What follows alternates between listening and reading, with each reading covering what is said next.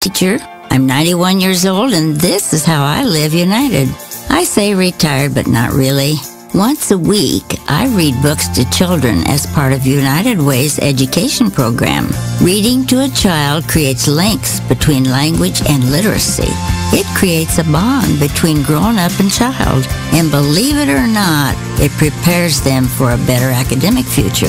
Oh, we read about frogs and flies and pigs with wings, all sorts of juicy stuff. It's a joy to watch all those little faces. I figure I have the time and they have the need. And I've always believed that if we're not here to help each other, then what are we here for really? My name is Ruth Rusey. I help kids prepare to succeed in school. So I don't just wear the shirt, I Hamilton live the Pug, and Toast Meets World. These are some of the internet's most beloved pets. With millions of YouTube views, shares, Instagram likes, followers, and fans across the globe. But what do all these amazing pets have in common? Their stories started in a shelter. Start your story. Adopt a dog or cat today. Visit theshelterpetproject.org to find a shelter or adoptable pets near you. Training that pet to play the keyboard? Well, that's entirely up to you. Visit theshelterpetproject.org and hear more about Hamilton the Pug, Toast, and Keyboard Cat's amazing adoption stories. Start a story, adopt a shelter or rescue pet today. Your perfect pet is just a click away at theshelterpetproject.org. Because it's gentle on your baby's eyes. You make sure his toys don't have any sharp edges. You always test the bathwater to make sure it's not too hot. You taught her what to do when the smoke alarm goes off. You make sure she wears a helmet when she rides her bicycle. You put on his sunscreen, even when he's embarrassed his friends will see. You do so much to keep your child safe. But are you using the right car seat for your child? Is your child facing the right way in the car seat? Is the seat too big or too small? How do you know when it's time to move your child into the next type of seat?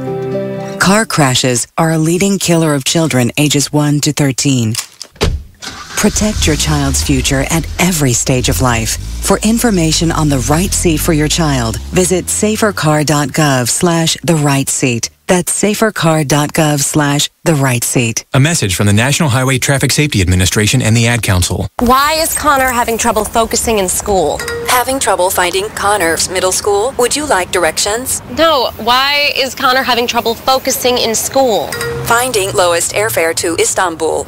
No, I'm tired of fighting with him over homework.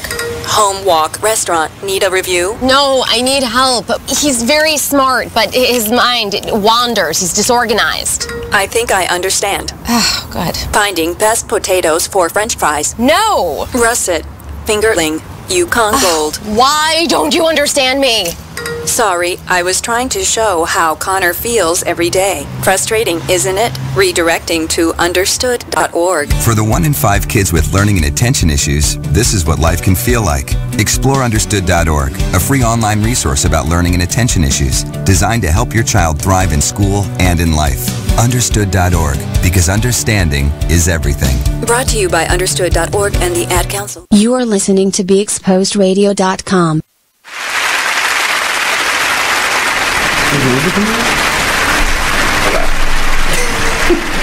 Yo, what's going on? What's poppin'? It's Monday night, 7 o'clock. You already know what it is. It's the, what is this? The Polo Duo in the building. It was almost the Royal Blue Duo. Right. I'm your host, Keisha, Just a Bit Outside radio show. And to my right, as always, my main man, Mark. It's poppin'. When to hear word on that Machado countdown?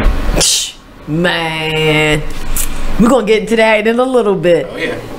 Yeah, we got a lot to talk about with you guys tonight, man. It's a lot going on this evening. I mean, most notably, we have the 2018 Home Run Derby. So we are like kind of like in the thick of the All-Star Game festivities, which is going down not too far from here. Like, what is that, 50 miles? Something like that, 50 minutes, I don't know, 36 miles down the road, down in Washington, D.C. at Nationals Park. It's a nice park. It's not as nice as Camden Yards, but it does good for them. They do good for themselves down there. And you know, I don't remember the last time an All-Star game has been, you know, this close, other than when we hosted it. We hosted it, what? 90.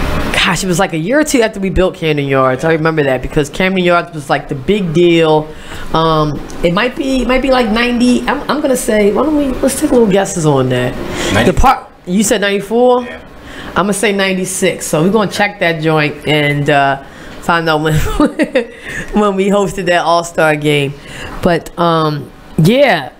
so yeah, lots going on tonight with that. We're going to be covering that all evening. Home Run Derbies tonight, and that starts at 8 o'clock. I believe that's on ESPN, right? I think so. Yep. So we'll be talking about that. We'll be following along.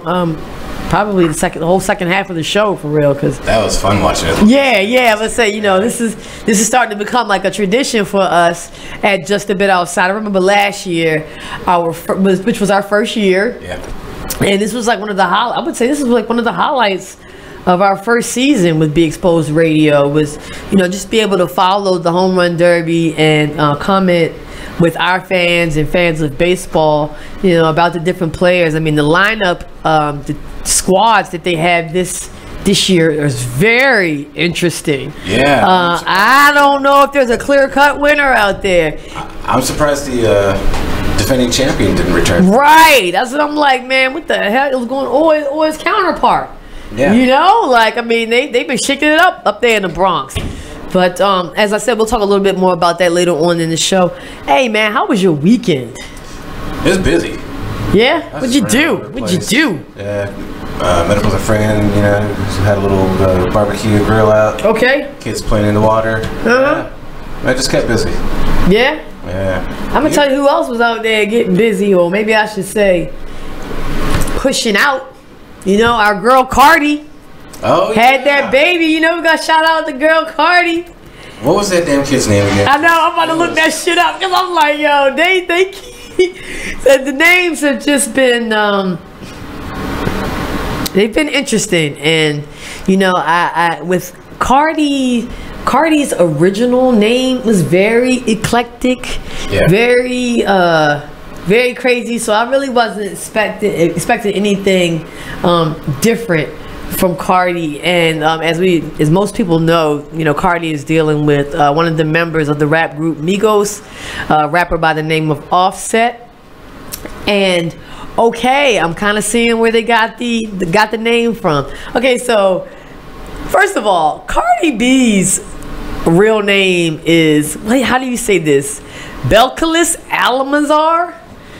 I mean, sounds good to me. Yeah, doesn't that sound like a Harry Potter charm or something like that? Like, seriously, like, you know what I mean? Like, Belcalis Almanzar, and then a pizza pops up or something like that. Sounds like a professor from Hogwarts. Yeah. It does. It really does. It really does. Tom's professor.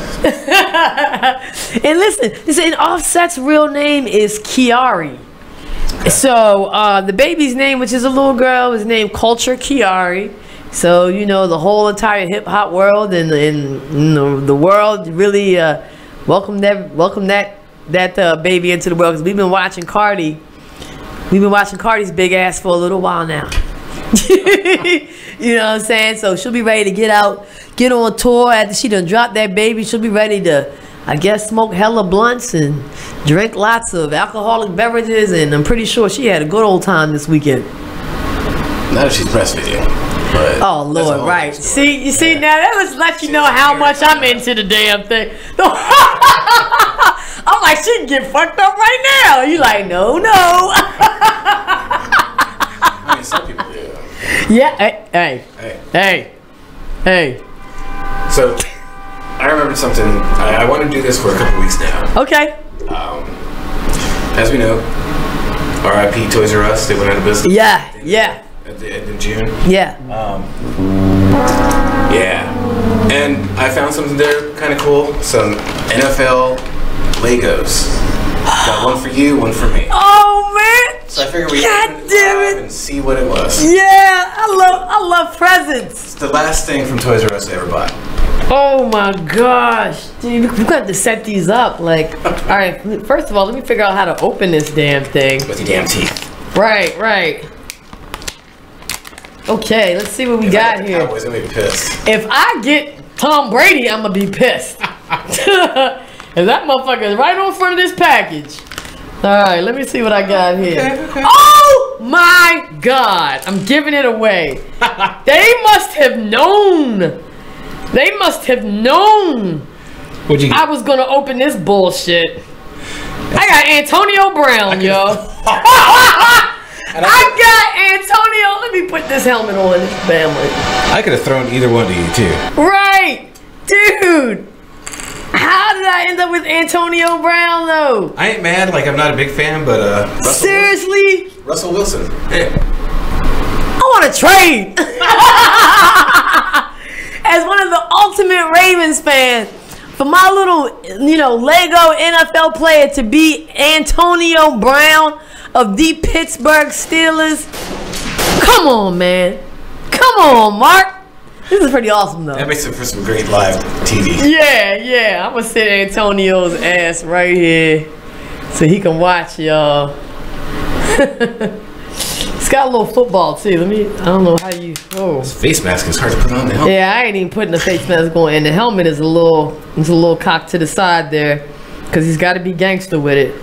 So, man, this is awesome. This is really awesome. Thanks, Mark. You're welcome.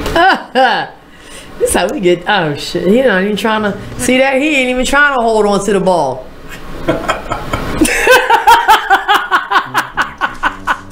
Let's hope they do that all season long. Right. Let's hope they carry that into the 2018 season.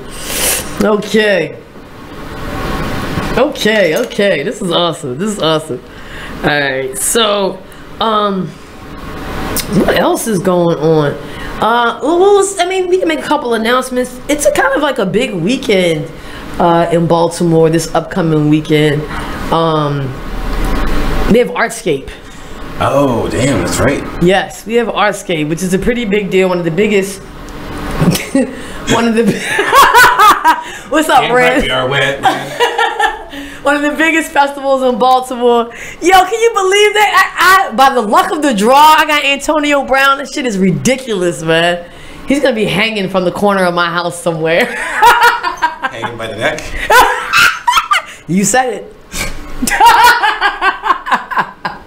But so we got Artscape going down this weekend, and that's like I said, one of the biggest festivals in Baltimore, and one of the major events of summertime. Like, this is how you know when you in the thick of summer. Like, when you in summer, it's Artscape. You got music. I mean, we've got TLC minus the L, of course. So it's like TC, but the finest one is still around. So Chili.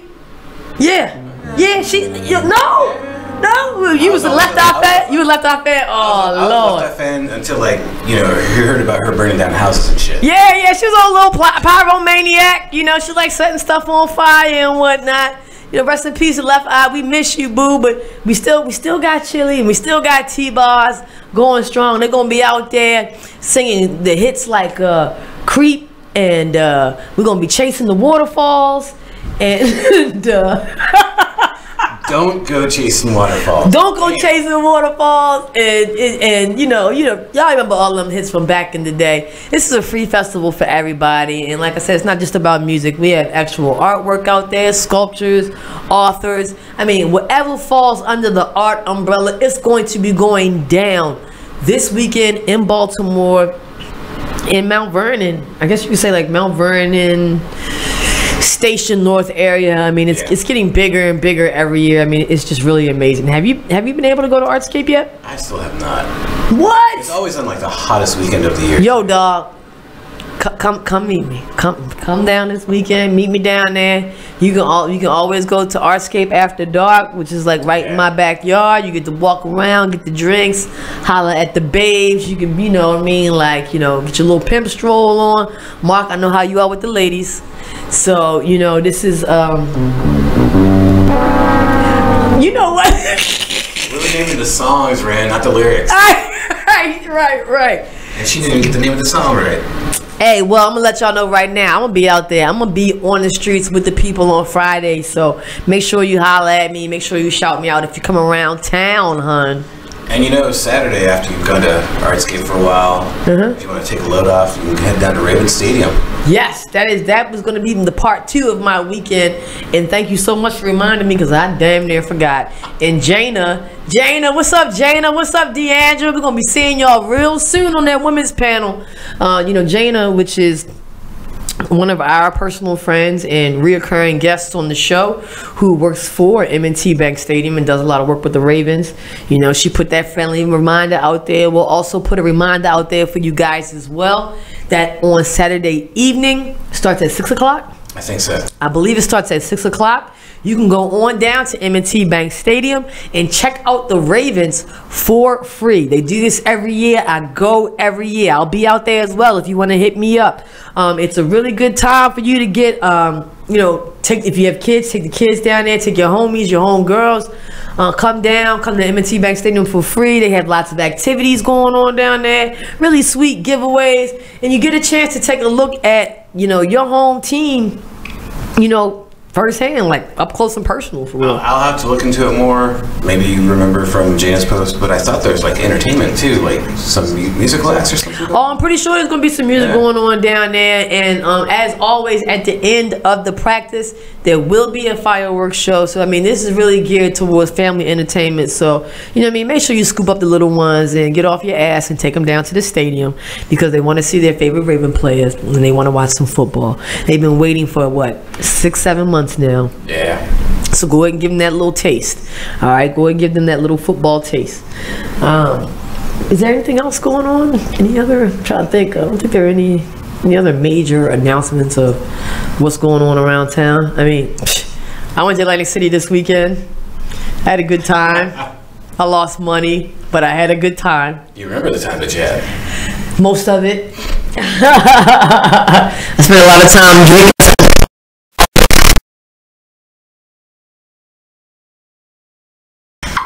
Audio just freaked out. Right. I spent a lot of time bouncing around on the boardwalk, on the beach. I spent a lot of time drinking, watching Wimbledon, watching the World Cup. I even saw some fireworks out at Tropicana. I had a good time. And it was a nice little quick getaway really quickly. To get out of Baltimore, you have like a little change of scenery. Oh, sure. Yeah. They had a couple beach parties, you know. I mean, we mixed it up with the New Jerseyans. Is that what you call them? Jersey Shore people, you know, and really had a good time. So it looks like we're just about at 7:15. So I think we're going to take a quick break. When we come back, we'll do our favorite segment, WTF Moments of the Week. So don't go anywhere. Just a bit outside.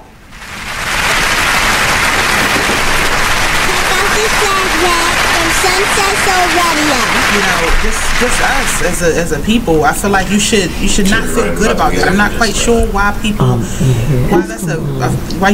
why you would feel happy. Like that's the part I don't understand. Like I can appreciate the women feeling like, you know, they told their story and finally justice is going to be served, but I don't understand the feeling happy about it.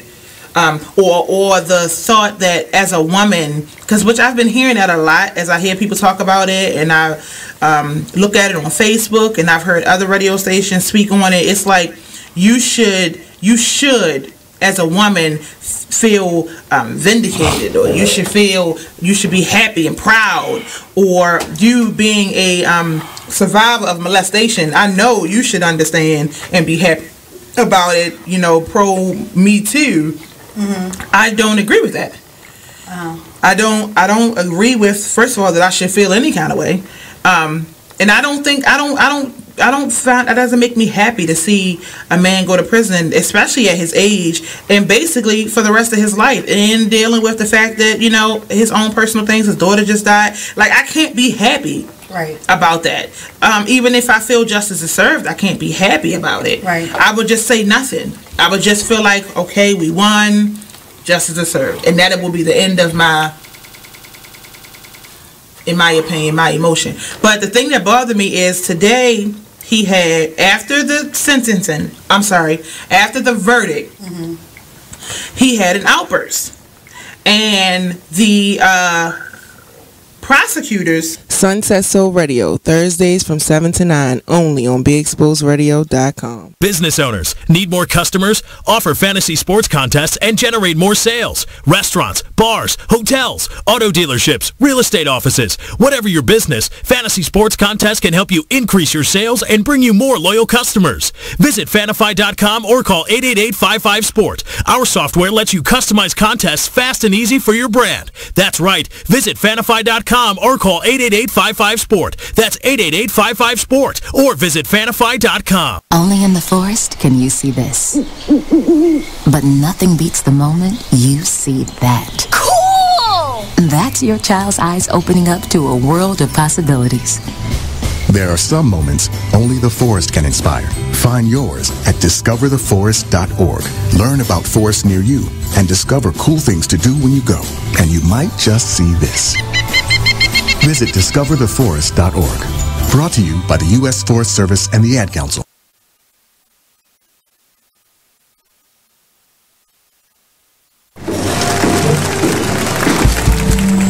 It is with great pleasure that I welcome you to today's graduation ceremony. Students, when you hear the reason or reasons for your absences throughout the years, please exit the auditorium without your high school diploma. Once you've exited, remove your cap and gown and proceed into the unknown. Too tired. Family trip. Part-time job. Helping around the house. Sick day. Starting the holidays early. Just because. Starting in the 6th grade, students who miss 18 days or more of school in a year for any reason will fall behind and risk not graduating high school. How many days of school has your child missed this year? Absences add up. Keep track at boostattendance.org today. Brought to you by the U.S. Army and the Ad Council. Hey, there's my son. You've been in your room all morning. Hey, Dad. Matt, what's wrong with your voice? There is nothing wrong with my voice. Oh, well, it's just sort of. I have been playing my video games and electronic games for so many hours. Uh-huh. Well, it sounds like it might be time for you to take a break, or... Hello, Dad. Susan? I have been watching TV and text messaging all morning. Yay, electronics. Yay, yay, yay. Guys, I think it's about time to get in the car and take a little trip. Maybe see some trees, some green things. What are these green things you speak of? This weekend, unplug. Take your family to the forest.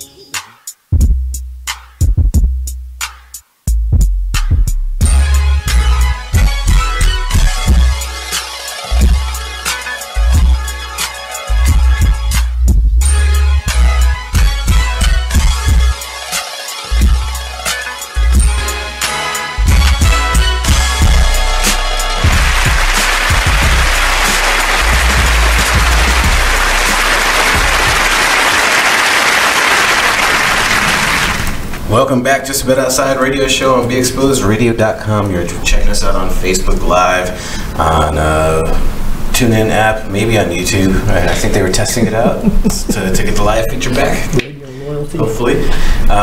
Radio Loyalty. Radio Loyalty. Radio Loyalty app. We appreciate you checking us out. Share the links, share the love. And now we're going to move on to one of our favorite segments of the show. And let me just say, this segment is brought to you by Lexington Market. Is it fried chicken? Is it fried rat? We don't know, but it's...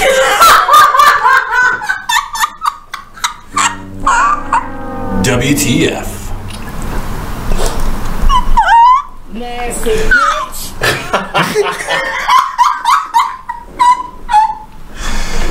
If you're from out of the area, you probably saw the video even, because it went viral.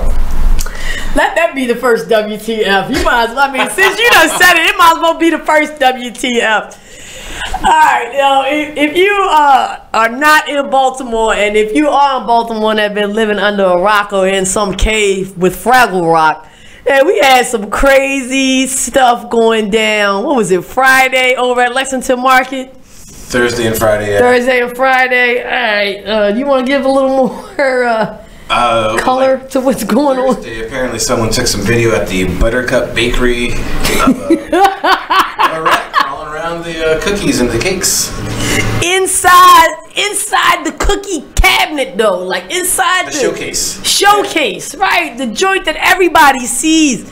And I'm like, yo, this wasn't no little ass garden rat. I mean, this was like a legit Charlotte's Web, Templeton, smorgasbord like type of rat, man. This joint was huge. Ratatouille just had to make sure he did those cookies right. Yeah, fuck that. Ratatouille, that rat was cute. This rat was gangster. I mean, this rat was just climbing over all the cookies like, yo, let me just see which one I'm going to taste today. And I swear to God, when I saw this video, like I was in Friday, I was in Atlantic City. I left Friday, didn't even go to work. So, you know, we're heading up there and I'm looking at my Facebook feed like, yo, what is everybody talking about with Lexington Market? I thought they had demolished it or something like that. And like when they demolished it, the rats came out and everything. Like I thought it was like some type of construction thing.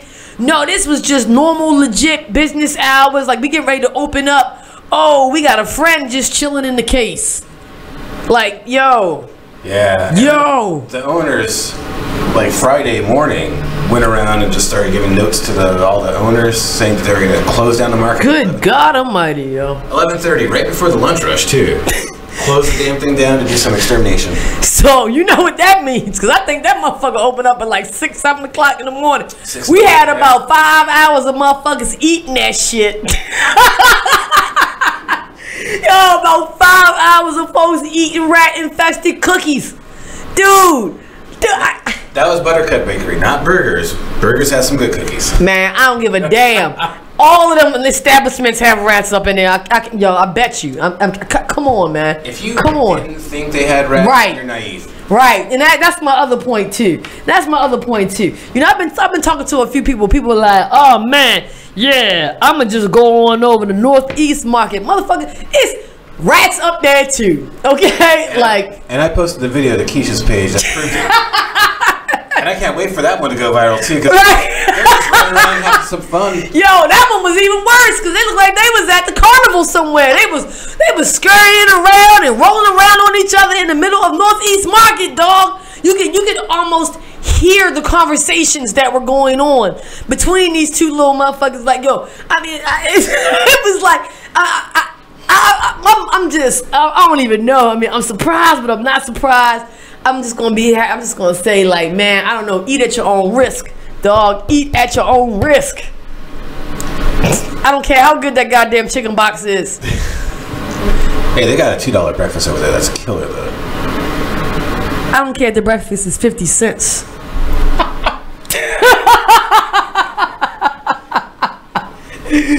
Yo, that joint is off the chain, and most definitely, if it didn't make you say WTF, then you used to them motherfuckers scurrying around in your house or something like that. Because, like, seriously, that was just really crazy. That was really crazy. So, let's move on from a local level to a more international level. We're going to talk about, we have a WTF moment going down in the World Cup. This was during the World Cup. And as everybody knows, World Cup was going down. It's been going down for like a month. We had the championship game this weekend. And France emerged as the winners. And we'll be talking more about the World Cup championship game in France in a little bit. But what I wanted to talk about was what took place after France won. Now, we're on like an international broadcast. I probably like Fox FS1 or something like that. We're watching everybody rejoice. We're watching France rejoice about winning the World Cup, and we're watching them get their medals and whatnot. And there was a woman that you can see on live TV. Now this is in front of millions, probably, you know, tens of millions of people. She's congratulating people. She's giving out hugs and everything. And as she's doing this, she gets real gangster with it and takes a World Cup medal and sticks it in her pocket. She sticks it in her pocket. I think we might have a clip of that. Nate, can you cue that clip for me, please? I don't know if it's gonna play or not. You do it?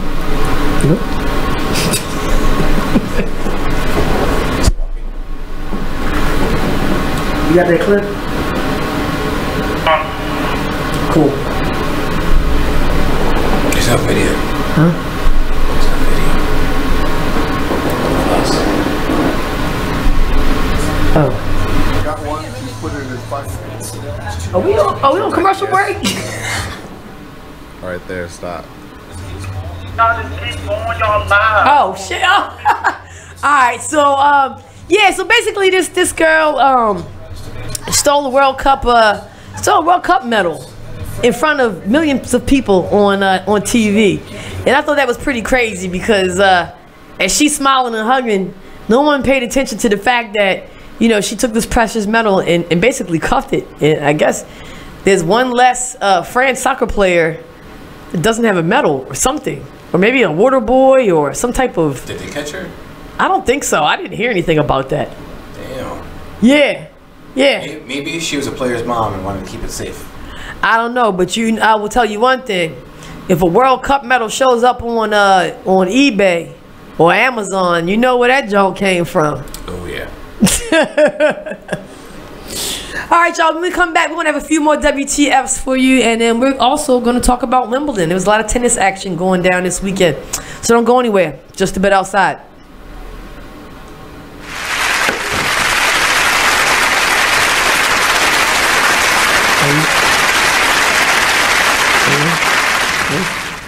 Yeah, bro. Huh? You thinking about getting your GED diploma? Well, here at the GED Pep Talk Center, we've got a number of pep talks that can motivate you. Sometimes things don't always turn out the way you want them to. You know that feeling? People look at you and don't believe in you. You want some gentle encouragement.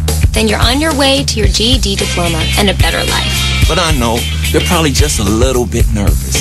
You can find it in yourself to take that first step. You can improve your future.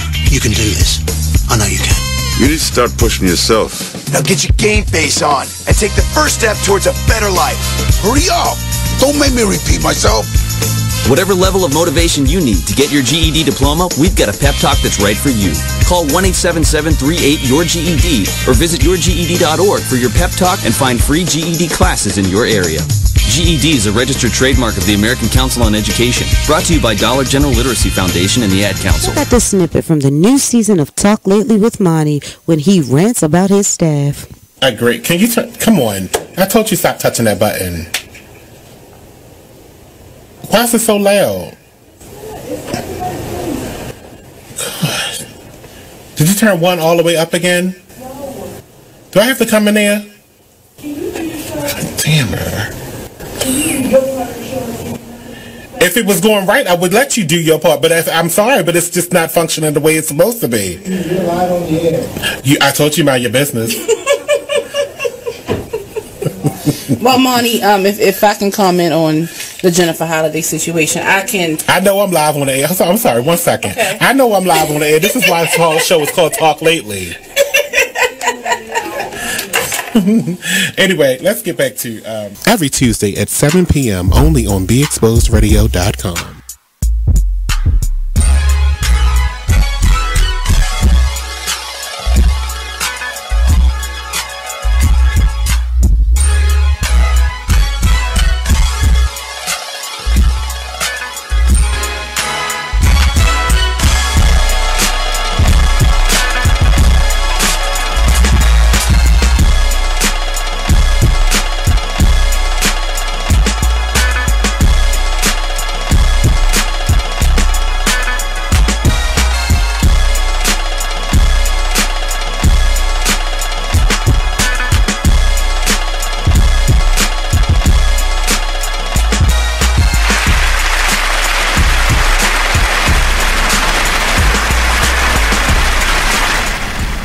Welcome back to Just a Bit Outside Radio Show on BeExposedRadio.com.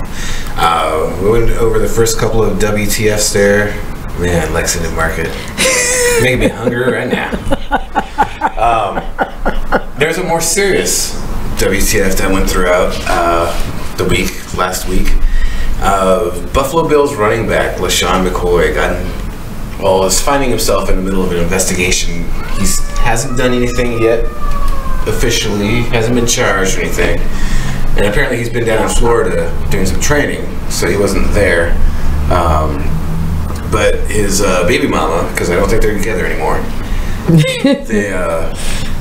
she had a home break-in. Her friend was there. She was severely assaulted. The pictures were just grotesque. Right, and she was beautiful. Yeah. I mean, she is beautiful. I'm not gonna say like she was beautiful, like she ain't gonna be beautiful no more. I'm sorry, I'm not joking about this, but I'm just saying she was a beautiful woman. She is a beautiful woman. And what happened to her is just disgusting.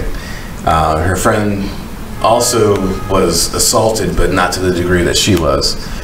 But this friend, she wilded out on Twitter. Yeah, she went wild and out. Totally put Shady McCoy out there.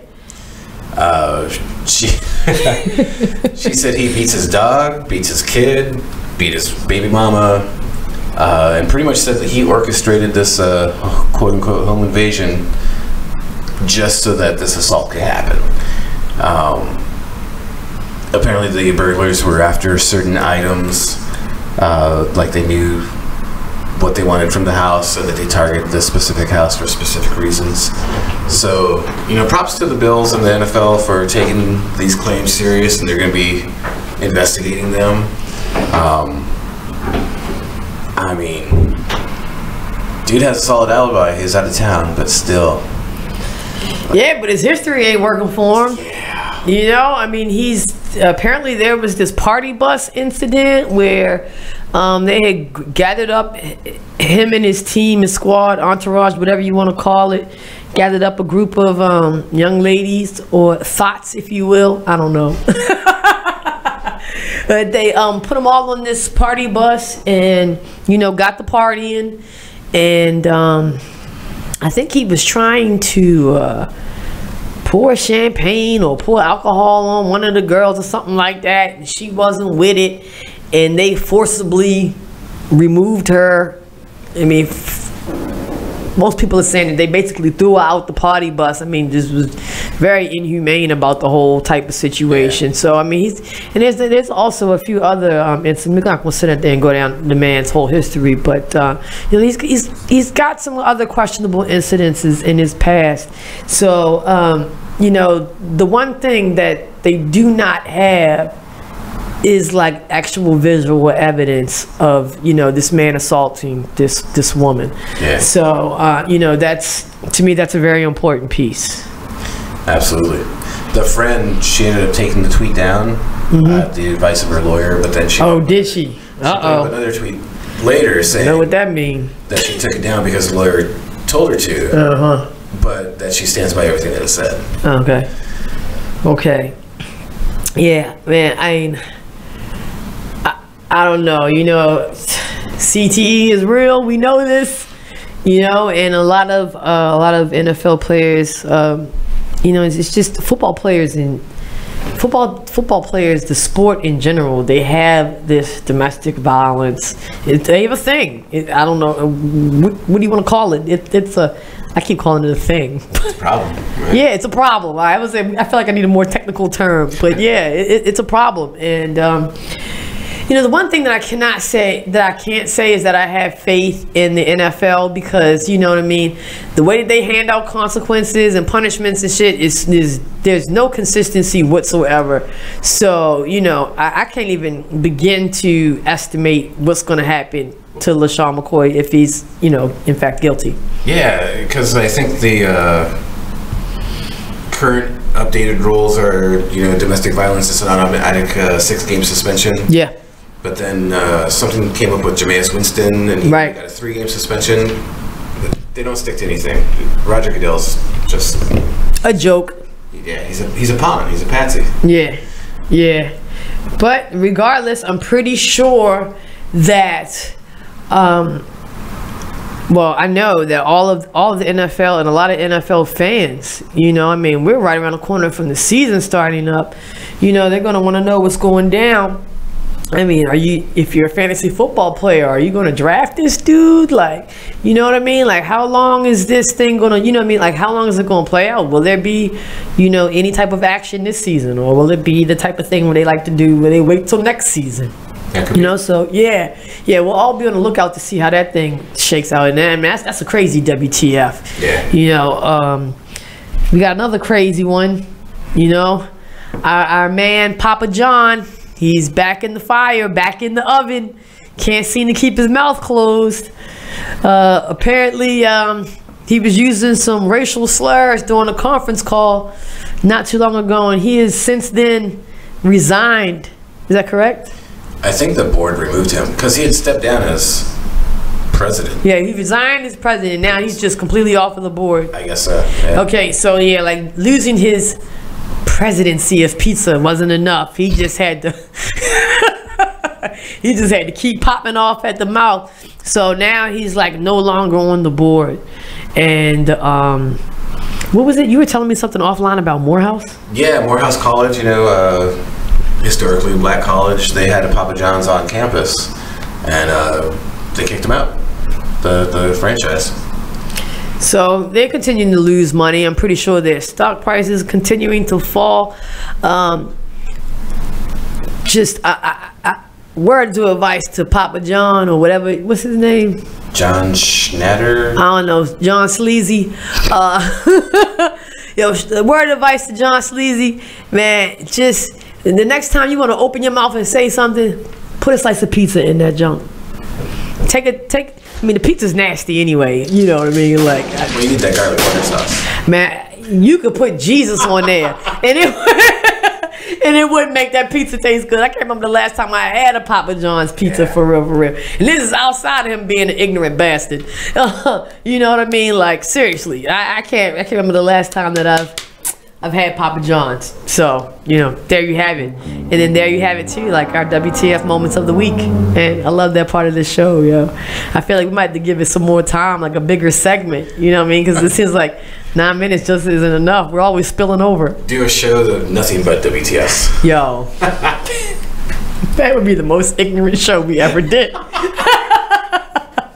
Ladies panel of WTF. I'm about to say, maybe we should let the girls do it, for real. Like at the end of the month, let the girls go in on the WTFs.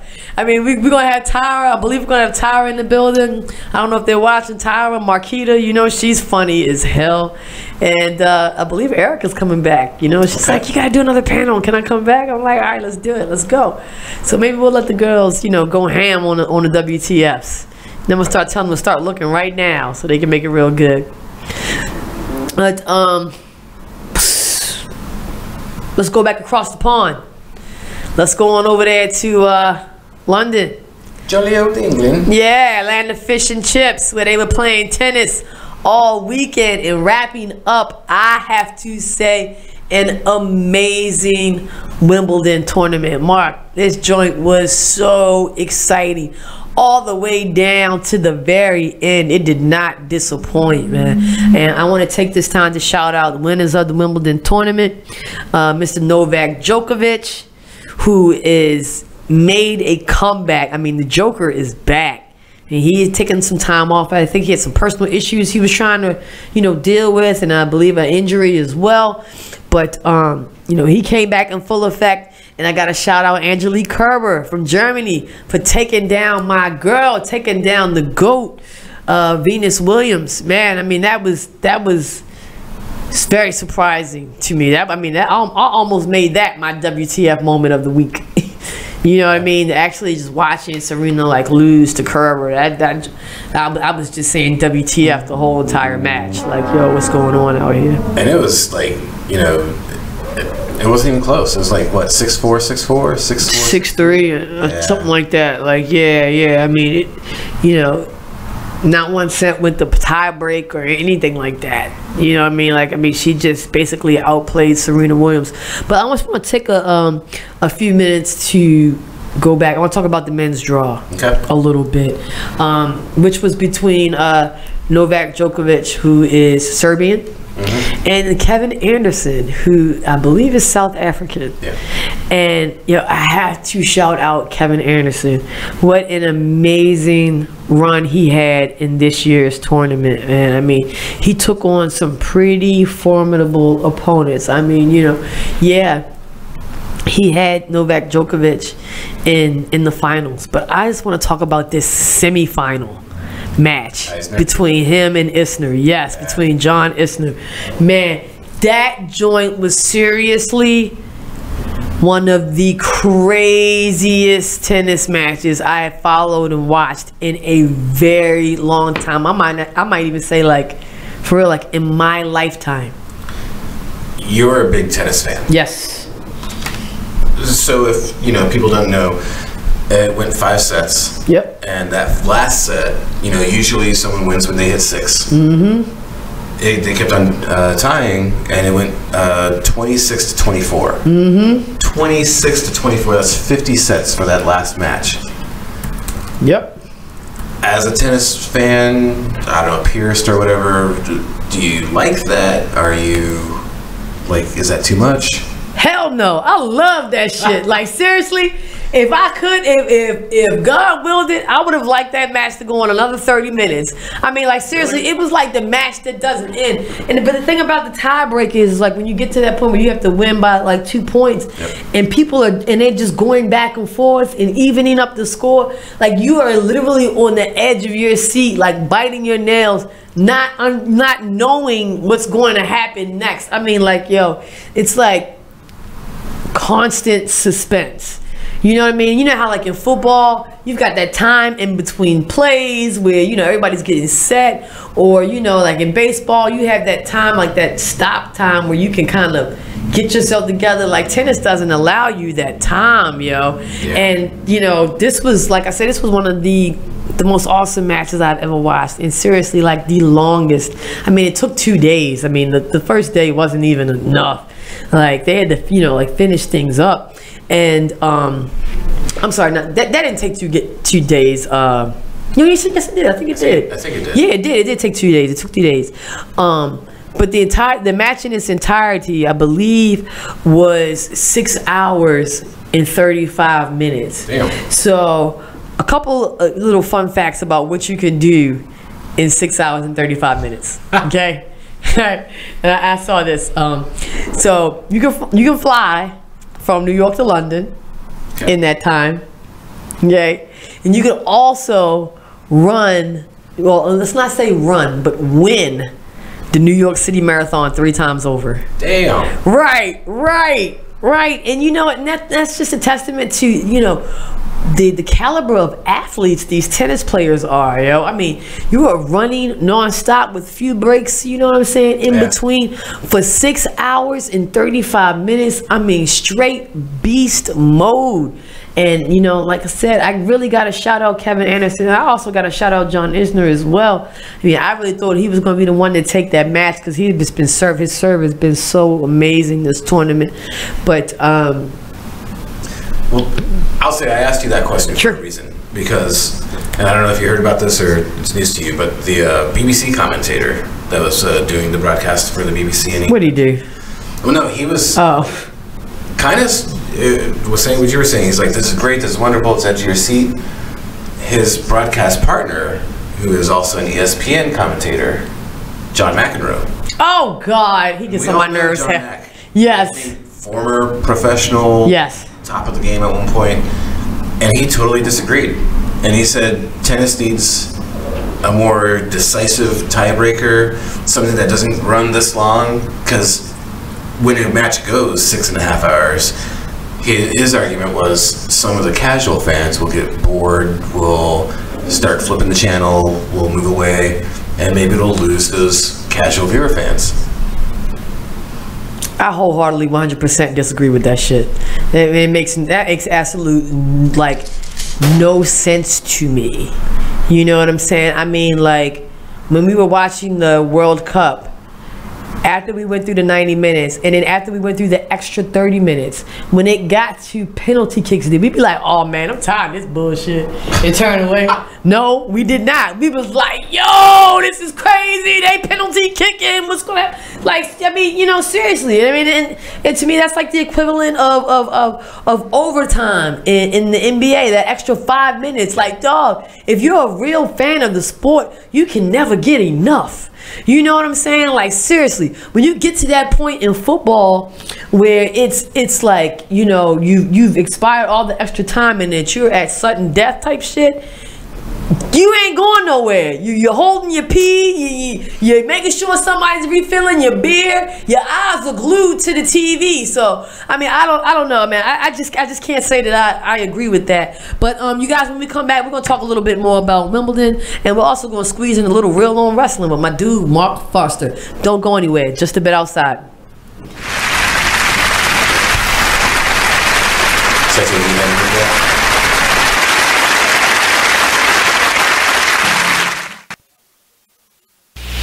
Join the Just a Bit Outside crew every Monday, 8 to 10 p.m. on BeExposedRadio.com. You want to start off? I think I'll get it out of the way on a who's not. Okay, do it. The Orioles. Right. They got swept by the Royals. They lost 4 in a row, and the last 5 games have all been decided by 1 run. The game before, or the last game that they lost before the Royals was the Nationals, and it was Weeders, of course, one with a home run, drove hit the home run. Right. They were going into that National series. It seemed like they were doing so well, and they just crapped out. They got that game postponed, so who knows when they're going to replay that or play that game. That's my first not for the night. Okay. Okay, I'm gonna go ahead and weigh in on my who's not, and I'm gonna talk about the San Diego Padres. The Padres. That's okay. You just took my answer. They're in last place in the NL West. They've lost 8 of their last 10. Their run differential is a -65, which is just horrible. So when you have well, let me just talk about run differential a little bit. It's kind of like the how much you're winning or losing your games by, pretty much. Yeah. Okay. It's like the margin of victory, kind of. Right. So when you're in a negative number, that means that then your average game you're losing by a whole lot. Right. I mean, a number like -65, this early in the season is pretty rough. That's horrible. The pitching numbers pretty much support this stat right here. I mean, the team ERA is 4.70, which is 26th in the league. They have 126 walks allowed. They acquired Jared Weaver in the offseason, and he really has not panned out. He's off to one of the worst starts in any of the pitchers in 2017. He's 0-4 with a 6.05 ERA. In May alone, he already has 12 earned runs in May. And, another one of their pitchers, Clayton Richard, he's 2-4 with a 4.34 ERA. And, in May, he has 6 earned runs and 12 innings pitched. So they're not pitching well. And on top of that, they are also not batting well. Right. But it kind of sucks because Manuel Margot is doing pretty good. His the past few at bats, his last. Join the Just a Bit Outside crew every Monday, 8 to 10 p.m. on BeExposedRadio.com.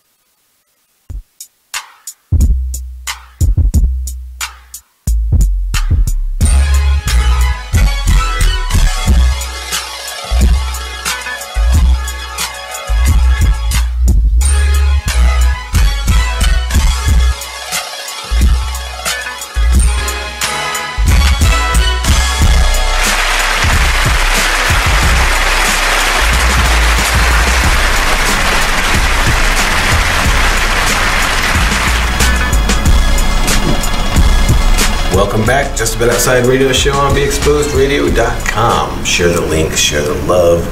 Tell people, tell your friends, tell a stranger. Tell the guy sitting next to you on the bus that's talking incoherently. them. We live, baby. You guys, when we left off, we were talking about the Wimbledon tournament that came to a conclusion this weekend. We had just discussed the men's draw and giving Novak Djokovic his props. We were also talking about what a fantastic tournament this year's that it's been this year out there, Roland Garros. I'm going to take a few minutes to talk about the women's draw while we can. As I mentioned earlier, Angelique Kerber defeated the Serena Williams straight sets, and surprised a lot of people. I mean, she surprised me. After Serena Williams came into the tournament as number 25 seed, and as we said last week, I mean, we were following this thing week in and week out.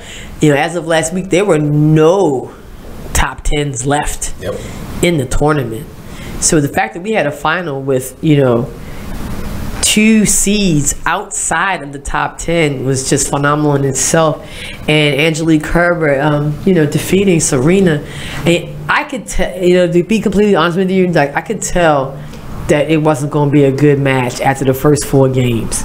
You can always tell by Serena's body language where exactly she is mentally with her opponent and with the match. Yeah. And you could kind of tell, I mean, I don't know if it was, fatigue or that she just wasn't in it that day, but you could tell that there was something going on there. She really didn't really have that eye of the tiger that I'm used to seeing with her. And she was basically outplayed by Angelique Kerber. I want to say that fatigue played a factor. This is the first time since she's, given birth to a child that she's gone this far in a tournament. So. Well, I mean, the French Open, she had to pull out for the muscle. Yeah, exactly. And this is the furthest she's gone. So, I mean, is it disappointing she didn't win? Sure, but maybe it should have been expected. Yeah. Give her some more recovery time. We get her back in the groove of things, and she'll be back in the champion circle. Yeah, I mean, when you're the GOAT, you have a changing of the guard. I don't know about that. Howard says the changing of the guard. Howard, man, when you coming back on the show, yo? What's up with that? But I mean, I don't know if it's necessarily the changing of the guard, but I do know that I can expect her to be back in the finals for the next major tournament, which is the U.S. Open, starting at the end of the summer. Okay. There could very well be a changing of the guard because, like I said, top 10, no one was there. I mean, Sloane Stephens, someone who just won the U.S. Open last season, was taken out in the first round.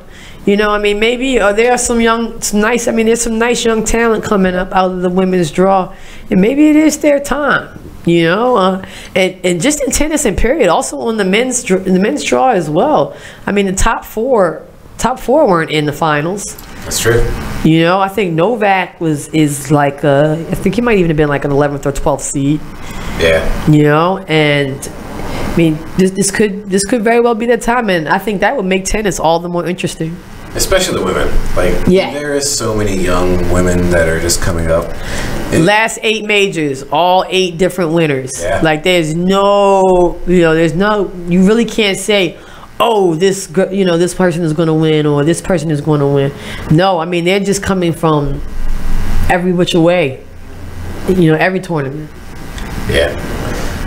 Howard gave us the time that he could come back. Oh shit, might chop it up next Monday, Howard. I'ma holler at you, dog. Appreciate you. But yeah, so shout out to Angelique, and also shout out to Serena for making it this far. She spoke of a lot of external factors. Yeah. Like, having to leave her child in the morning and walking out to go play a tennis match in a tournament that's paying her millions of dollars, and this baby is screaming, "Mom, don't leave." You know what I mean? These are things that she hasn't really experienced before. Yeah. And tennis is just as mental as it is physical.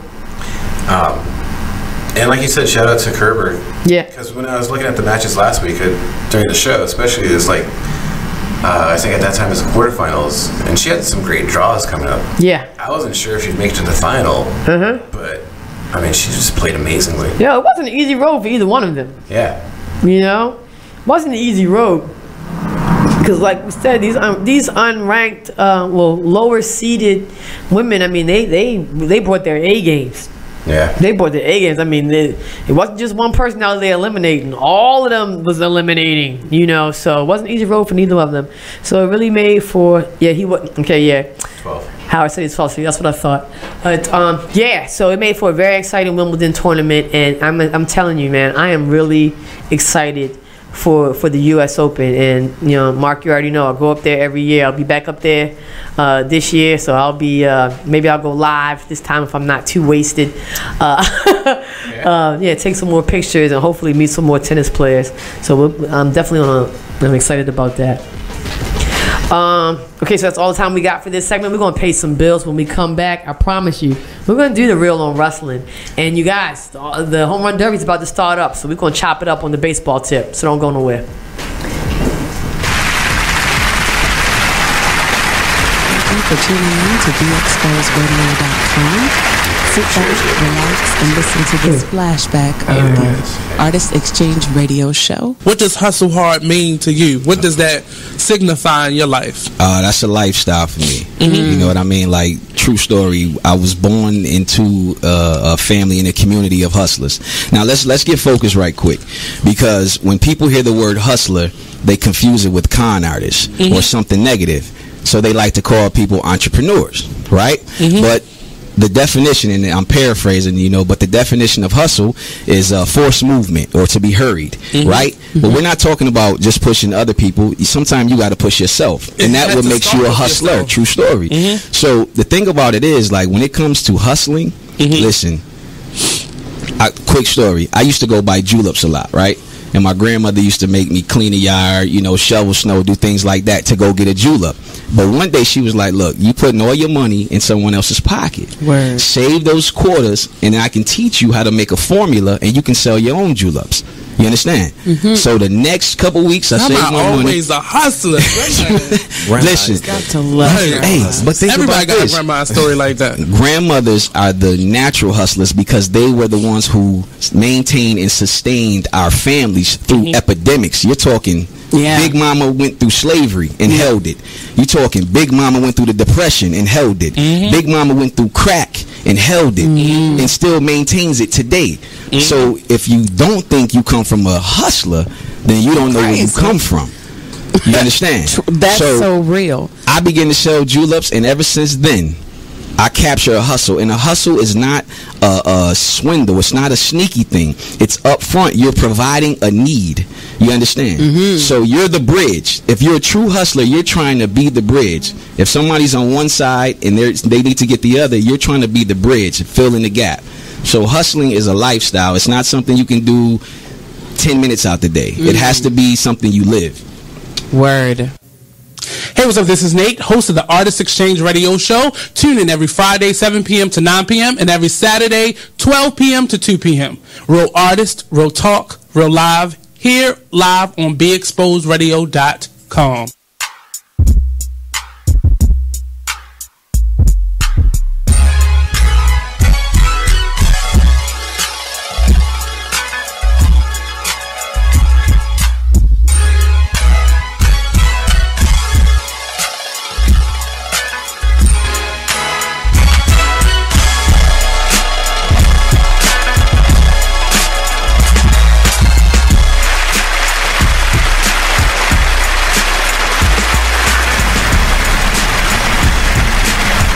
Welcome back to Just a Bit Outside. You know, let me take the time to shout out DJ Delight, man. My man Mike McMillan always coming through with the dope beats.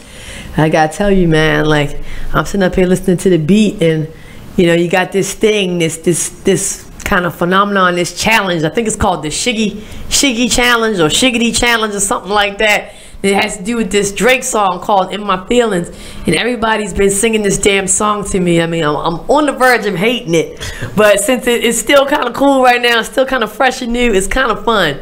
But it's the whole, you know, I was trying to explain to Mark offline, the whole Kiki, do you love me? Is you riding? Like, yo, But my name being Keisha, everybody and their mama is tagging me to memes, videos. They singing the song. They leaving me voicemails and shit. And I'm just like, man, I can't wait for this name to like just kind of like die out and not be cool anymore. Because it seems like every so often, every couple of years, they throw my name up in a damn song, and everybody automatically thinks I want to hear that shit all day. You don't? Damn. It feeds my ego for like a good, maybe like a day or two. Then I'm like, all right, motherfuckers, let's find another song to sing. I'm sure you're like, but which way do they spell Keisha? Because there's like 86 million times. Yeah, but there's only one Keisha. You know what I mean? There's only one person out there that spells the name like I do, and I gotta thank my mama for that one. But you guys, we were just talking about Wimbledon, and we were shouting out the winners to the men's and women's draw tonight. It's the main event, man. This is like my favorite thing of Major League Baseball's All-Star Weekend. And going down at Nationals Park, just down the way, just down the Beltway, we have the 2018 T-Mobile Home Run Derby going down. And as I said earlier on the show, this has become kind of like a tradition for Just a Bit Outside, because the Home Run Derby is always going down on a Monday. And as long as we live and as long as our pockets and our sponsors allow it, we'll be doing the damn thing on Monday. So, You know what I mean? So let's go over the participants in this year's Home Run Derby. And I gotta say, man, like, these are, to me, the majority of them are unusual suspects. Yeah, we have our brackets right here. We got our brackets. I'm just gonna mark it off as we go.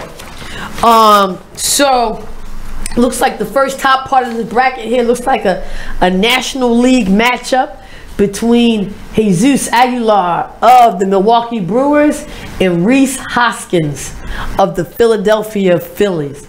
Mark, who do you like coming out of this matchup?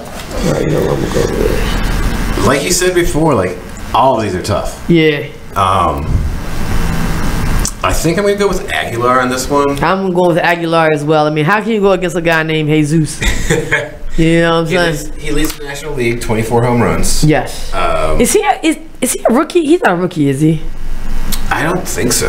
Okay. I'm gonna double check that offline for y'all. Now, he leads the National League with 24 home runs, but check this out. Okay. He hasn't started consecutive, or he didn't start consecutive games until May 1st and May 2nd. Really? And he leads the NL in home runs. Put that together. Holy crap. Wait a minute, you said May 1st and May 2nd? That's when he started. So that's like two and a half months worth of productivity? Yeah. Well, he didn't start consecutive games. So okay, all right. So he was like, okay, but even still, that's pretty impressive.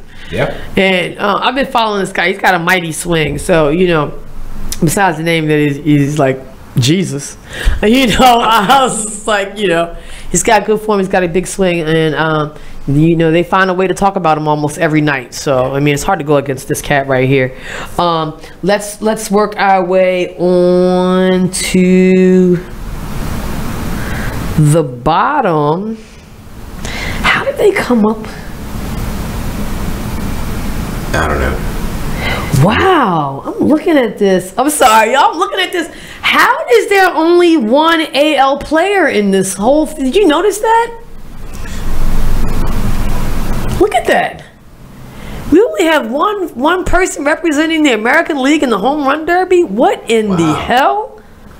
You think it'd be even 4-4? Was there some sort of preliminary termination? I have no idea. I'm like fascinated with this.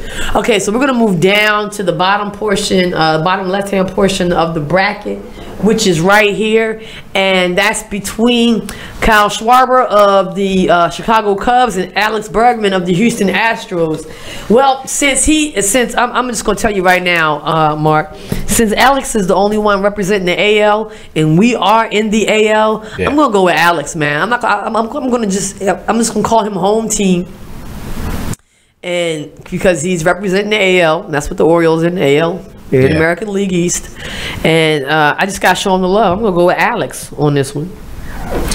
I think I'm going to agree with you. I mean, they have virtually about the same. Bregman has 20 home runs, Schwarber with 18. But yeah, I think I'll go AL. Okay. Schwarber's max velocity this year is 117.1. 117? Highest of all 8 players. That is insane. Yo, I saw somebody hit a bomb that went 111, and that thing looked like a damn rocket going out of there. So I can't even imagine what 117 looked like. What's Howard talking about? He's still in there? He said some people don't want the Derby. Like, did you mean players don't want to participate, or like fans don't want it? Because I don't think fans don't want it. People love the home run derby. I mean, I love the home run derby. You know, I mean, so how? I mean, what do you think? Do you think that's when you say people don't want the derby? Are you referring to the players themselves, or the fans? I mean, because looking at this bracket, I would think that you're talking about the players, because I mean, like the big name hitters that I was expecting to be on this roster is just not there. Yeah, I can't believe Aaron Judge isn't on there, and you know, Cody Bellinger, like, you know, like, hey, but he's been kind of quiet this season. Yeah, that was my guy last year. You know. Yeah. I'm surprised Crush Davis isn't there. WTF? WTF moment right now. I had to. I know, man. I know. So let's finish up this first round, because I mean they're going to be getting started if they haven't gotten started already. So let's go back up to the top right portion of the bracket, which to me is the most intriguing part, the most intriguing matchup to me in the home run derby, and that is between Bryce Harper of the Washington Nationals, got the homer up in there, and Freddie Freeman of the Atlanta Braves. Man, and Freddie Freeman, he's been around for a little while. He's been doing damage in the major league for a little while. I believe this is Bryce Harper's very first home run derby. No, it's not.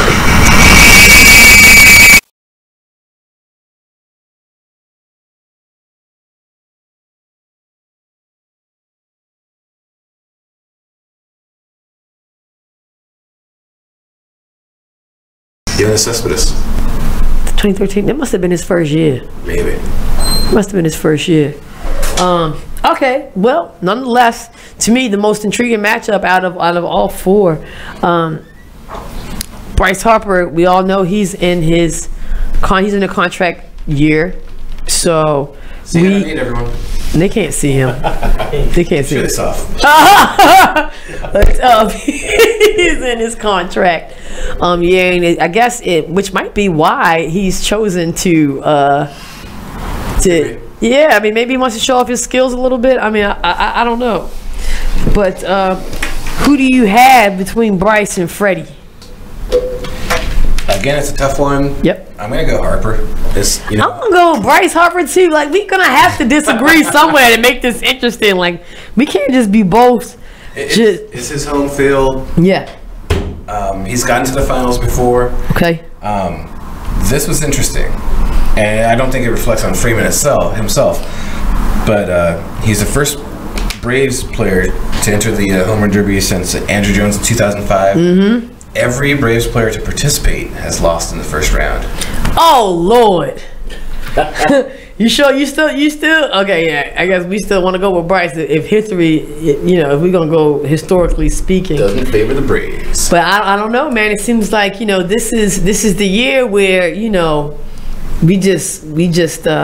we break through the norm. Yeah. It's the year of the anomaly. I mean, especially in first rounders. We still can't. I will never forget UMBC in Virginia. Yeah, never forget. # never forget. So we both got Bryce Harper for that particular matchup. The next matchup, this might be a pretty decent one too. Javier Baez and Javier Baez of the Chicago Cubs and Matt Muncy of the LA Dodgers. Man, I'm just really upset that this is just like a whole National League riddled home run derby, man. This is kind of irritating to me. Javier Baez has been having a great season. I have to admit, I really don't know too much about Max Muncy.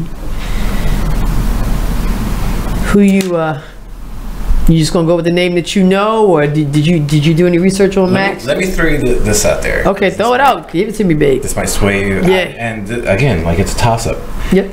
Muncy, one of the feel-good stories of the season, spent all of 2017 in AAA and started again in 2018. Right. Injuries opened up playing time, and his 22 home runs ranked 4th in the NL. So 22 home runs just in the short time since he got the call-up. That's impressive. Javier Baez, he's ranked 7th in the NL with 19 home runs, has a slugging percentage of .571. Good God Almighty. That's sweet. So it's another one where it's like, which way do you go? So who you going with? Baez is the 14th second baseman to partake in the home run derby. 11 of the previous 13 were eliminated in the first round. Ryan Sandberg and Robinson Cano won it. I love these stats you're coming with today, man. I'm seriously loving it. It's awesome. So who you gonna go with? God. I think I'm gonna go against who my gut says. I'm gonna go Muncy. I'm going Muncy too. Damn it! Damn, yo. All right. Agree with you. Damn. All right. Well, whatever. We on the same team. Come on, pound it up. We on the same team for the first round, and that's probably underway right now. So we'll keep you abreast of what's going on with that. Hey, we got a few minutes left. You want to do a little reel on wrestling? Yeah. Cool. Do it. And there really wasn't much. Yesterday was the Extreme Rules pay-per-view. Sure. Let's see. Dolph Ziggler retained his Intercontinental Championship in an Iron Man match, 30-minute Iron Man match, beating Seth Rollins 5-4 in overtime. Alexa Bliss defeated Nia Jax to retain the Raw Women's Championship when Ronda Rousey interfered. Bobby Lashley defeats Roman Reigns. Kind of didn't see that one coming because Roman Reigns is like the chosen one. Yeah. AJ Styles defeated Rusev for the WWE Championship. Shinsuke Nakamura, he wins the United States Championship over Jeff Hardy. Nice. Randy Orton, who's been like, a face, a good guy, comes out and low blows Jeff Hardy after the match. So really? Maybe Orton versus Jeff Hardy for a while. That's kind of the big thing. Now they're just gonna get ready to ramp up for I thought I saw something about Cormier and your boy. Which one?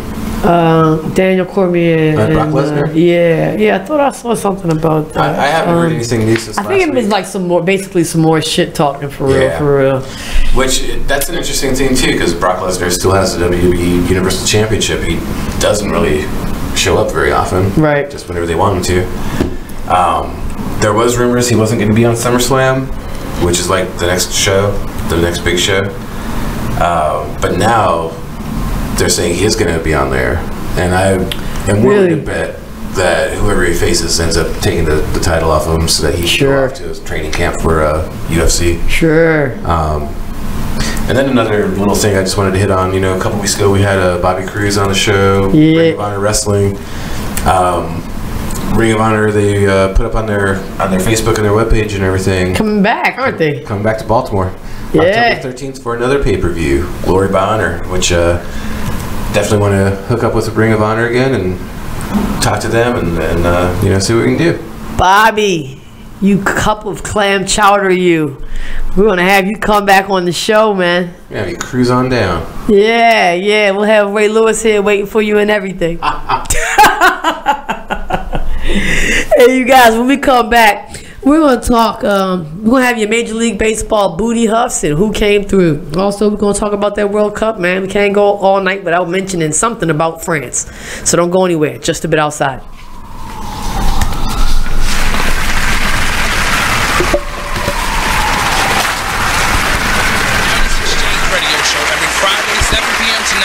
Every Saturday, 12 p.m. to 2 p.m. Real artist, real talk, real live on BeExposedRadio.com. I was meeting with a friend yesterday, and I've gotten to the point where don't ask me a question because the truth is going to come out. Exactly. Just don't do it. If you ain't looking for the truth, don't come to me. Don't do it because I can't hold my tongue. And she wants to be this stylist, boutique, but you're not doing anything in that nature, and I can't take you seriously if you're not doing those things. And I understood why people didn't take me seriously, because I found myself in somebody else's lane. I was good at what I was doing and what I wanted to be, but I wasn't doing it for me. So how can I ask you to take me seriously if I'm living in somebody else's shoes? And nobody can do what you do, and I think that that's a big problem that people face now. Like, you see what somebody else is doing and you want to do that when that's not your lane. That's not your lane. That's not what you're supposed to be doing. But it's popular, it's getting that person money, it's getting that person applause. Oh, I want applause, I want money, let me stand over here behind them. And then a lot of times people aren't honest with themselves either. Like, I was thinking earlier today, I've been woke for almost 2 days, so so you get honesty, and I was thinking, like, the Artist Exchange Radio Show. Whoa. The moment my son saw a redwood tree. It's huge! Is the moment I knew that for him, You can't even see the top of that thing! even the sky has no limit. There are some moments only the forest can inspire. Find yours at discovertheforest.org. Learn about forests near you and discover cool things to do when you go. Your moment is out there. Find it at discovertheforest.org. Brought to you by the U.S. Forest Service and the Ad Council. It is what it is. Radio show. Alright, listen. Alright, say situation. Cause I keep telling y'all, it's different situations in the child support thing. You can't just pinpoint one thing. You can't just say, oh, here did be. That's why you're on child support. Oh, he this. That's why you're on child support. Oh, she this. That's why she on child support. No. Sometimes it could just go off of, oh, I just called him and asked him, can he pay for the pictures?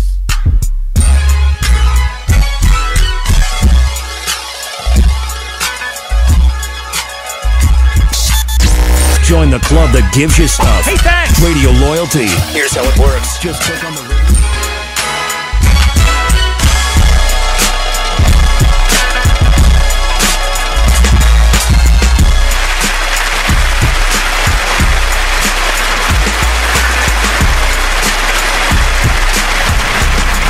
Welcome back to Smooth Outside Radio Show on TheExposedRadio.com. You're checking us out on Facebook Live, on YouTube, Radio Loyalty app, TuneIn app. Share the link, share the love. Check it out throughout the week. If you want to call us out on our bullshit, watch the video back and say, I knew you said that. So the Home Run Derby has started. Looks like the first match is going on right now. Be quiet, ambulance. Hoskins is up first, because they do like timed rounds now. Yep. He has 2 minutes left in his round, his turn, and he's at 5 home runs right now. So I don't think Aguilar's gone, so that's the first match even going on. Something I did see just now. They're keeping it a family affair there. They, Javier Baez of the Cubs, his brother's actually going to be the one pitching to him.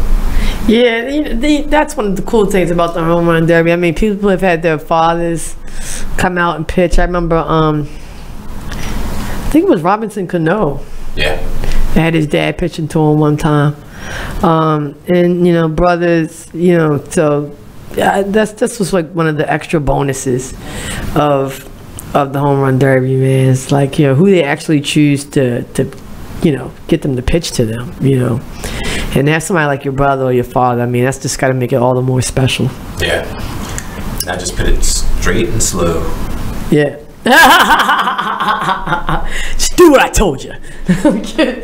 But, all right, so this is another fun segment of this show. Really quickly, I just want to do a quick little shout out. I don't know if my little homie is watching, but Bub, if you're watching, what's up, yo? What's up? I'm about to do this real fast. All right. Did you finish filling out your bracket for the Home Run Derby? Yeah, we'll get back to that in the next segment. We're gonna do next segment. Right now, let's do we're gonna do who was Booty Huff and who came through. So let's do the come throughs first. Who do you have for who came through this week? I kind of who came through? Yeah. You know, maybe I should change it to me. Uh-oh. But I put my come through as the Orioles. Okay. Dude, like seriously, we just need to stop living in each other's heads for real.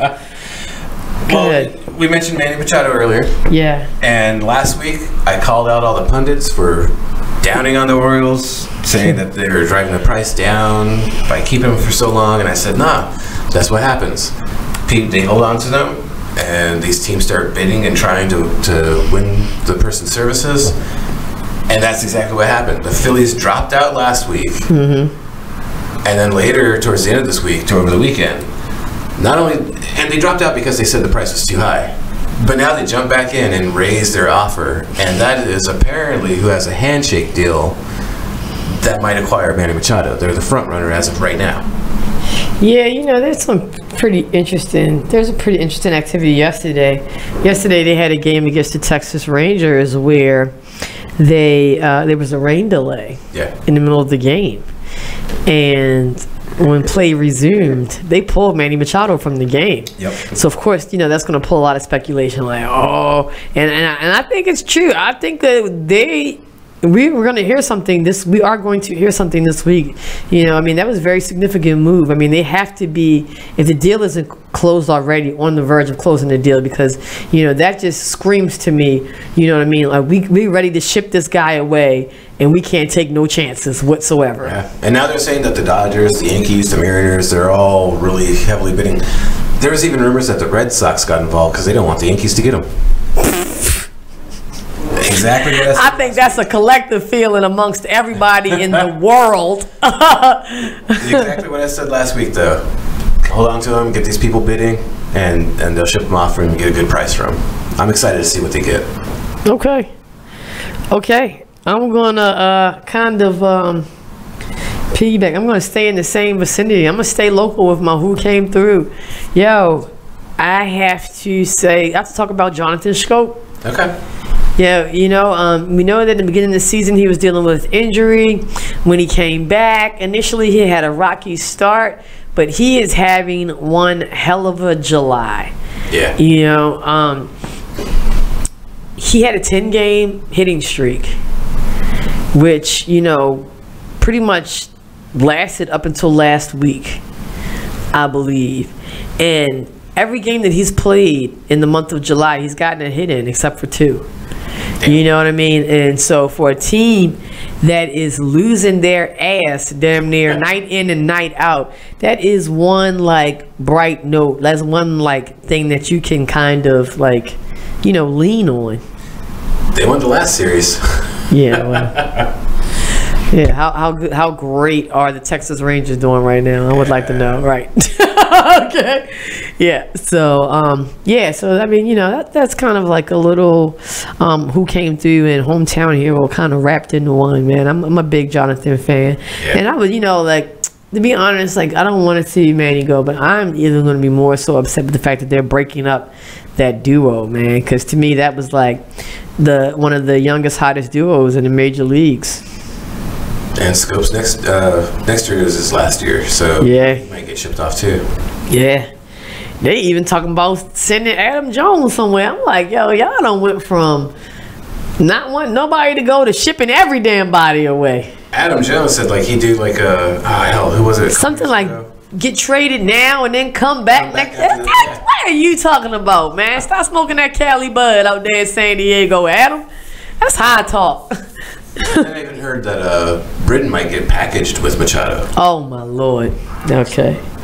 Yeah, so this week is going to be very interesting for Orioles fans. I can't say it enough, man. And I just would like to see what the collective emotion is going to be when it's all said and done. Yeah. Everybody going to fall out, or are they going to be able to come up with a deal that's going to satisfy everybody? Which I think is pretty much impossible. Pretty much. You'd have to like resurrect Nolan Ryan, his arm, his body, something. You know what I'm saying? Like you would have to just. Who was it? Oh, Randy Johnson. I'm gonna say, what was the one with the mustache? Yeah, you would have to like find that person or resurrect that person. You know, take him out of retirement or whatever. Yeah. You know, I mean, that's the type of thing that would need to be done for everybody to like not be upset for Manny Machado to leave the Baltimore Orioles. All right, well, that's that. You know, we beat that horse for today. Who you got for Booty Huff, yo? I'm gonna copy you from last week. Oh Lord, I'm gonna copy myself. The Booty Huff is the same as it came through, the Orioles. The Orioles at the All-Star break, 39.5 games out of first place in the AL East. That is the worst. I remember when it was like 32-33, my heart was hurting. I couldn't find if it was tied or set the record for the worst games back at the All-Star break, but it at least ties it since MLB introduced divisions back in the 60s. The absolute worst. The most games deficit that a team has overcome in the wild card era, 11 games back. Okay. So, I mean, I don't think anyone had any hope for the season, but you know that's just a nail in the coffin. To 39.5 games back, how do you do that? You're like, they won like 24. Lose damn near night in and night out. That's how you do it. They have like 24 wins, 28 wins, something like that. It's just sad. Really sorry season for the Orioles, man, and for the fans as well. But look, you guys, just because we're talking about the Orioles doesn't mean you have to leave. Don't go anywhere. When we come back, we got more All-Star game, Major League Baseball All-Star game discussion. And we're also going to talk about France, yo, in the World Cup. Vive la France. Vive la France. Don't go anywhere.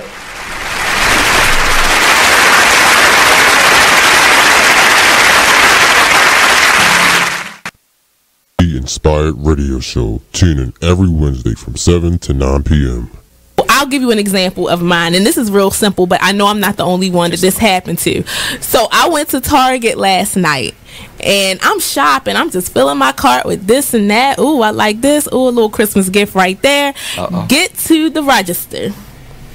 They ringing it all up, and they say, ma'am, your total is blah, blah, blah.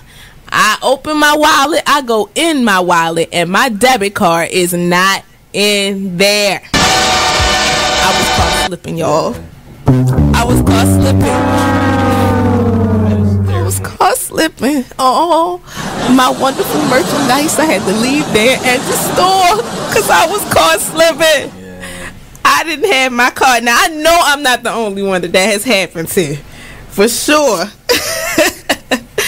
Alright, so before I walk into places I check, I'd be like, hold on, before I go in and touch anything, let me just I know. I probably will do that now. Hopefully. Everybody, check out what you missed on the one and only Be Inspired Radio Show. So, since we're talking about the book, can you give people a synopsis of what the book is and what's the name of the book again, and then what it's about? The name of the book is From Trial to Afflictions. More than one, because there were more than one afflictions. Yes. The book is talking about, actually, it's my life story. And I have to add in there that when that prophet told me, he said, tell your story, write the story. He said, and God said, tell your addiction. Now, see, I'm not going to tell the addiction because you have to get the book to read it. But it was about deliverance. Mm-hmm. It was about all the...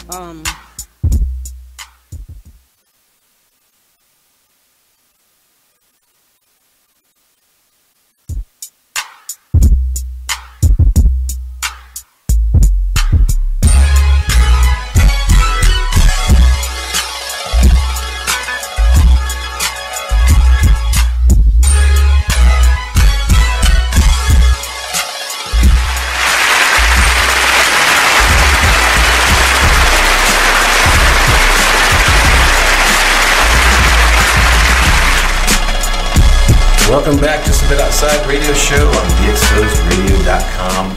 You're checking us out on Facebook Live. Share the link, share the love, tell your friends, tell your mom. Tell your mama's mama. We were doing the Booty Huff, and I gave mine out to the Orioles because how did the team go 39.5 games back by the All-Star break? That's just... And this is a team that was a legitimate wild card contender at the beginning of the season. I don't understand it. Yeah, you know, the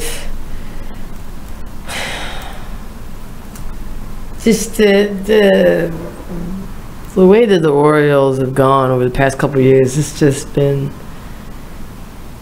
I mean, I feel like it was like kind of like a slight decline, and then it was like this just major drop for real. You know, and if you're an Oriole fan, it's just really hard to watch. So I'm gonna do my booty huff, and since we kind of had the same booty huff for Major League, I'm gonna go a little bit outside of baseball and do my booty huff. I'm gonna have like an honorary booty huff. Okay. All right.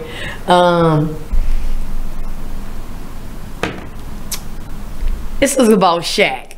Okay. Now, Shaq is currently a commentator for TNT. He does Inside the NBA with Ernie Johnson, Kenny Smith, and Charles Barkley. And you know, if you watch them faithfully, every once in a while you'll get these little golden nuggets of fun, of interaction between these two. I can't figure out if this shit is for TV or not, but it seems like sometimes they really dislike each other. Yeah. You know what I mean? And I'm a Charles Barkley fan. Like, I just like the stuff that he says. You know what I mean? Like, I think he's funny. A lot of people don't like him, but I love Charles Barkley. I do not like Shaq. Okay, Shaq has seriously gotten on my nerves over the years, and now it's at the height where I'm just like, man, I just can't even look at this motherfucker without getting mad, for real. Yeah. You know what I'm saying? Even though he's a Lakers alumnus, that has a lot to do with that shit. You know, I'm Team LeBron Kobe. James will be alumnus one day too. Yeah, I know. Hey, but so there was a celebrity golf tournament over the weekend. Tony Romo came in first. Charles Barkley came in last, and for some reason, I believe it was Saturday night.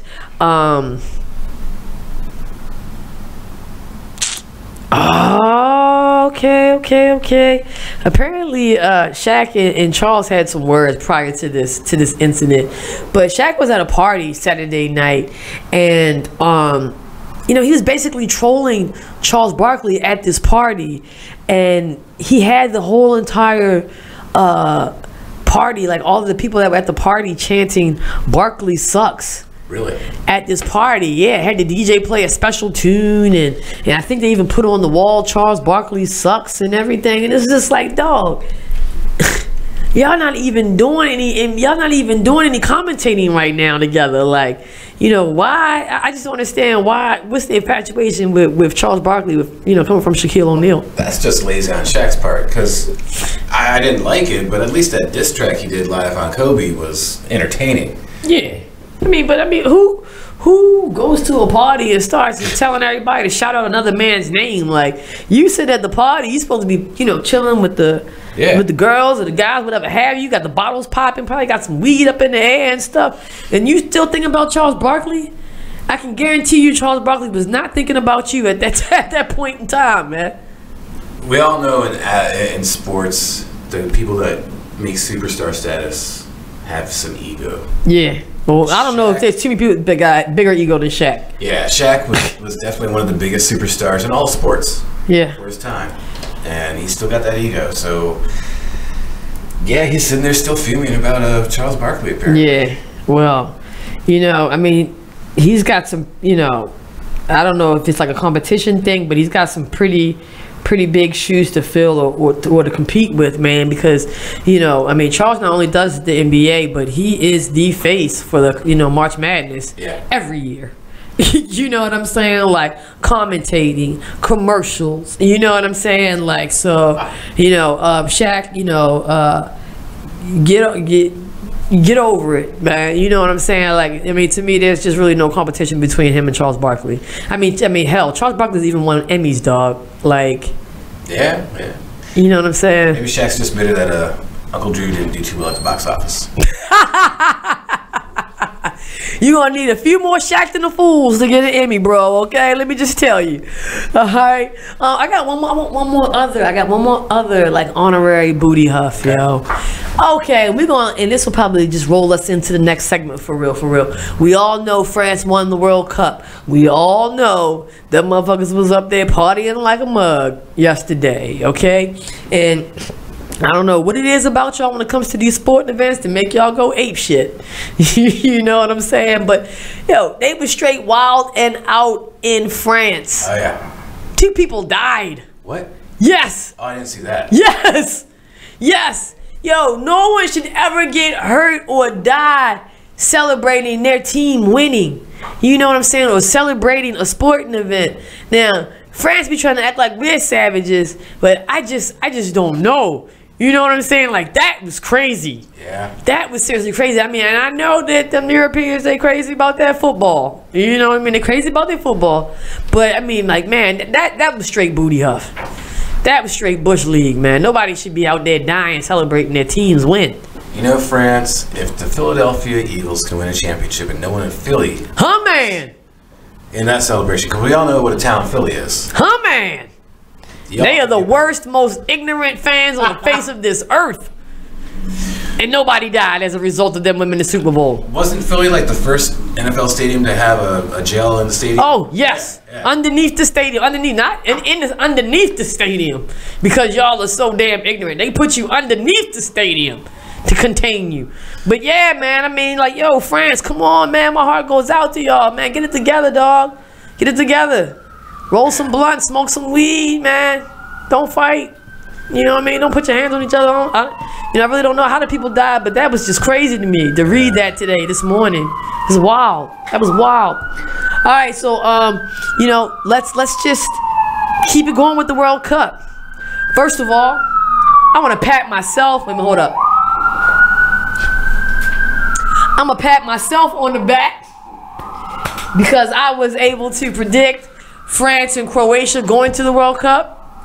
Okay, we talked about that last Monday when Erica came through. I was very adamant about that. I said it's gonna be France and Croatia, and I said, you know, we ended up with France taking it all, and you know, they did just that.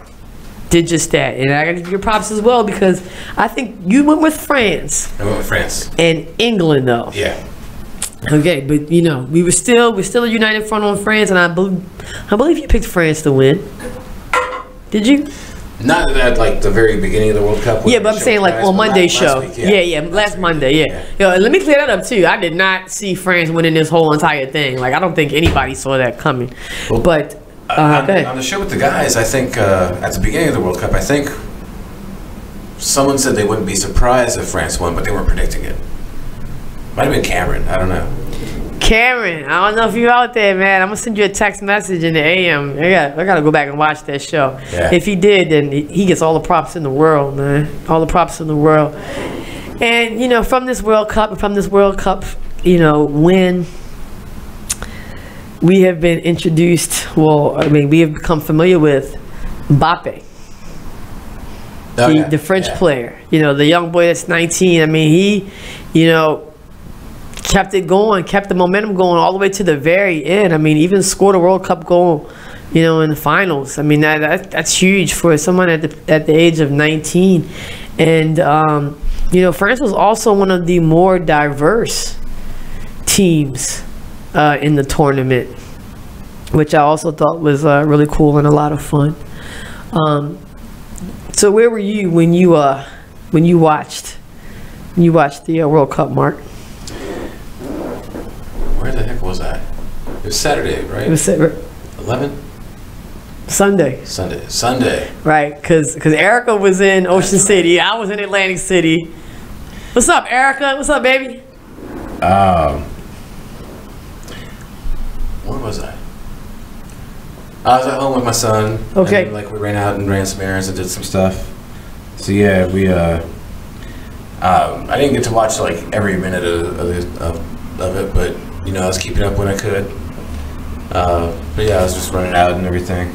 I wasn't able to be like you, and I'm surprised you remember any of that damn World Cup. Yeah, I'm surprised too. I don't know, 'cause I did a lot of drinking that morning. But I will tell you this. I was out there with a friend of mine, and we, out of the whole entire Applebee's, yes, I was at Applebee's. We were the only 2 people cheering for France, which I thought was kind of crazy. But, you know, so that was a lot of fun. And maybe not a lot of fun for everybody else, but it was a lot of fun for us. Do you have updates on the home run derby? You got that tracker still up? Home run derby tracker? Yeah. What's going on? Actually, on the soccer tip, I just wanted to say one more thing. Sure, go for it. Like, how the hell did Cristiano Ronaldo try to usurp the World Cup news during the week? I think it was at the semifinals. Like, he announced, or maybe even when after. Oh, he was going to Juventus? Yeah. Bastard. You know, trying to steal everybody's thunder. Go sit your ass down, Ronaldo. We'll check you. We'll check you next week. So, if we're gonna do the derby, yeah. Do you want to say who we have down winning first before I go through this? Because we both might go through some disappointed. Oh shit. Okay. All right. So, give our predictions and then give the results. So in the first round, I had Aguilar, Bregman, Harper, and Muncy, and I think we agreed on all of those. Yep. And then out of those, I have Aguilar and Harper going to the finals, and I had Aguilar winning. Okay. You know what? I'm going to go with Bergman. I'm going to go with Bergman. Alex Bergman and Bryce Harper. With Bergman winning it all.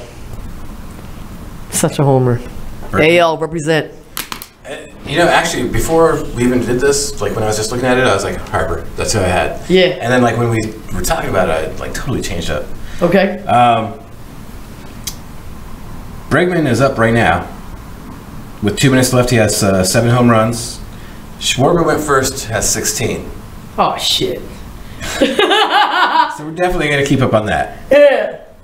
My pick, Aguilar, who was the #1 seed, lost to Hoskins 17-12. What? Right? X that joker all the way out there. I'm glad this wasn't like for money or... So Javier Baez and Muncy haven't gone yet? They haven't gone yet. Okay, fantastic. Fantastic. Wow. Jeez. Aguilar got knocked out the first round. Yep. Right. But you did say Bryce advanced or no? They haven't gone yet. They haven't gone yet. Okay, all right. Oh, all right. So we still got a good deal of the Derby to watch by the time we get home. For real. Yeah. That's cool. So we talked about France. We talked about the Derby. Do you want to spend a few minutes? We have like 4 minutes left. Do you want to spend a few minutes talking about Manny? I mean, we did say that there's been a lot of speculation with the Philadelphia Phillies. Is that correct? Yeah. And I can't remember if it was last week or if I was talking to you, or if I was just talking to someone in general. Talking about Jake Arrieta. Okay. Who used to play for the Baltimore Orioles. Yep. And I thought that would be, if the Phillies had some interest in that might be some of where they might be going, because I mean we do have a serious, need for pitching.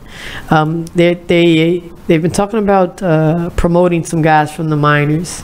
I can't remember their names as of right now.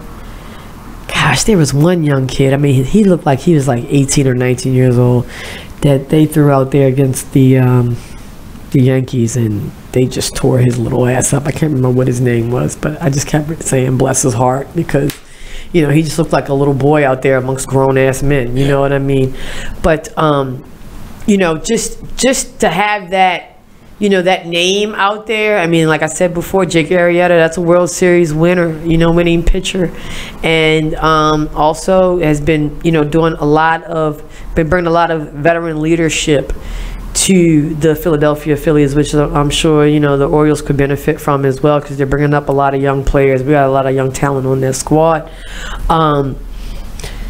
Who were some of the other teams that you mentioned? I believe you said the Dodgers, and what else? They said like the Dodgers, the Yankees, possibly like the Mariners. Haven't really heard much on the Diamondbacks lately. I mean, what do you think? Which team do you think would be the best fit for Manny? Like, not even being like an Oriole fan, or you know what I'm saying? Like, where do you think Manny Machado should go? And even if you want to be blasphemous and say the New York Yankees, man, I mean, it's your prerogative. No, not the Yankees. You know, I kind of wanted to see him go to the Diamondbacks. They're still a young team. They have control of the NL West, but the Dodgers are really coming up. Last time I checked, I mean, Dodgers might have overtaken them by now. And I think a lot of people were shocked by the Dodgers doing that because they have had injuries and had to change things up, and they were doing so horribly at the beginning of the season. So I really wanted to see him arrive in the Diamondbacks. They had a great season last year. They made it to the playoffs, and he could have been that one piece, that one push to push him further. I think that's pretty legit.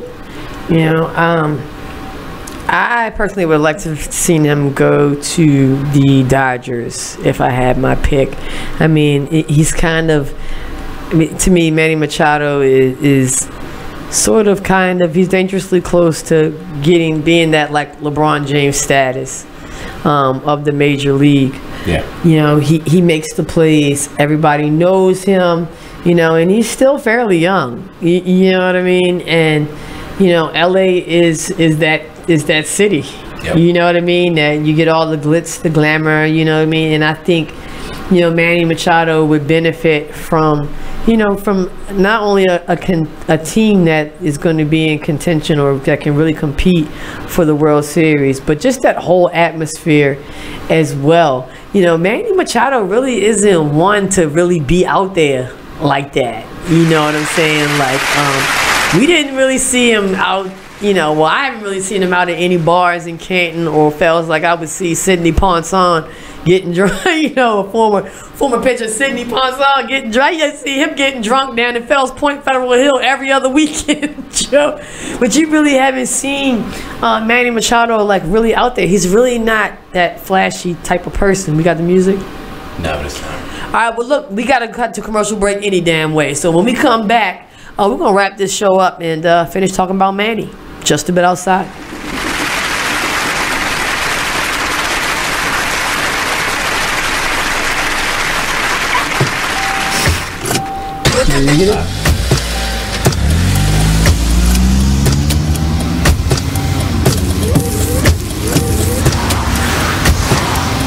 Driving has a rhythm all its own.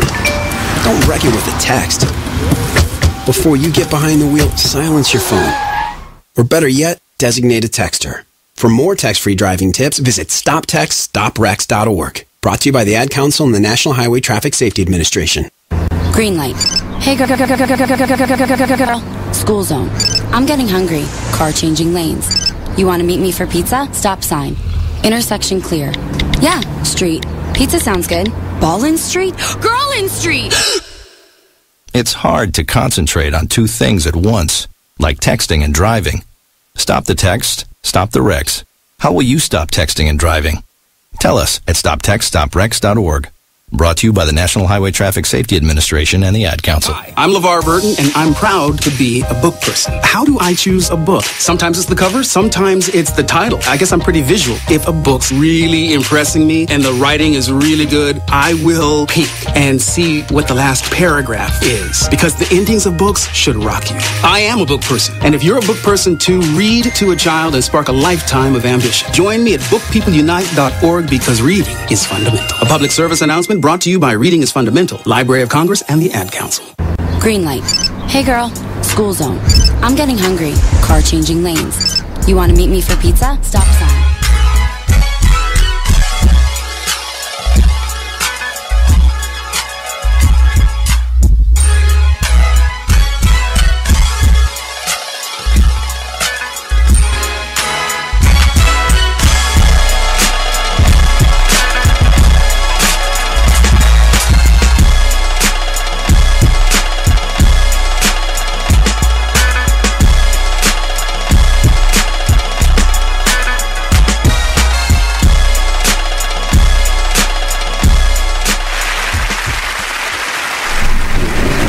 Welcome back, Just a Bit Outside Radio Show, BeExposedRadio.com. You're checking us out on Facebook, YouTube, TuneIn app, Radio Loyalty app.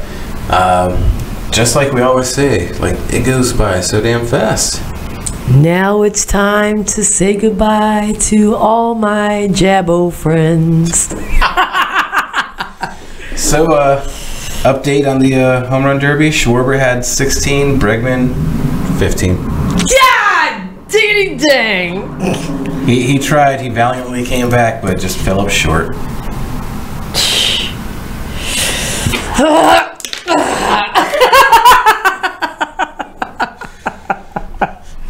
Oh boy.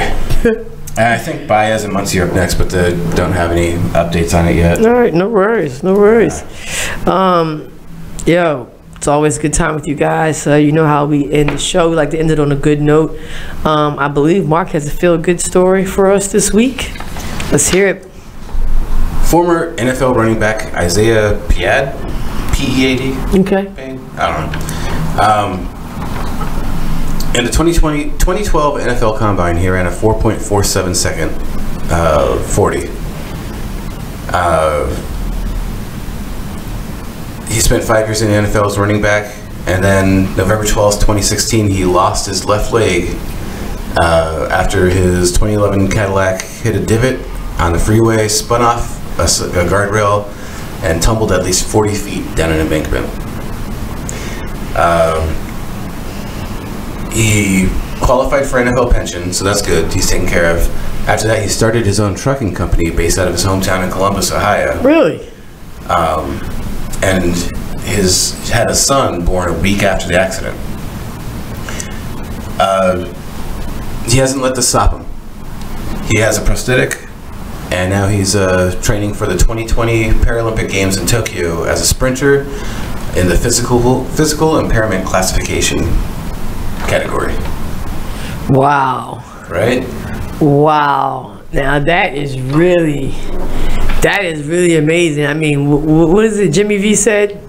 Never give up. Don't ever give up. Yeah. Like, seriously, I mean, I know so many people, I mean, especially when you come from that type of background, when you are like an NFL player, like, you know, like you're up there as far as like status, social status is concerned, and to suffer that type of injury where you actually lose a leg, man. I know a lot of, you know, it had to been very hard not to succumb to, you know, depression or, you know, just, I mean, because that's the loss of a major extremity. I mean, that's just something anybody would feel. But to actually be like an NFL athlete and have to endure that, yeah, I mean, like, yo, that was his legs, was his bread and butter, you know what I mean, for the majority of his life. And to be able to, you know, like I said, not to succumb to depression or, you know, any type of negative energy, but to overcome this injury, and then, you know, train and take it to like a whole nother level and train and participate in the Olympics is just, that's phenomenal. Yeah. And you know, that should really serve as motivation / inspiration / whatever the hell you want to call it for everybody out here. Like, you know, I can't even, you know, I'm not even going to get up tomorrow and be like, man, I don't feel like going to work. You know what I'm saying? Like, I'm be like, I'm going to get up and do this damn thing. You know what I'm saying?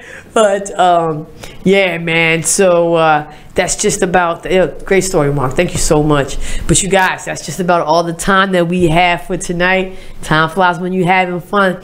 And yo, you know how we end the show. Baltimore, spread love, yo. Have a good night. Thanks for stopping by. What up, bub? Which one? I don't even know. Let me see. Did he take us off? I think he took us off.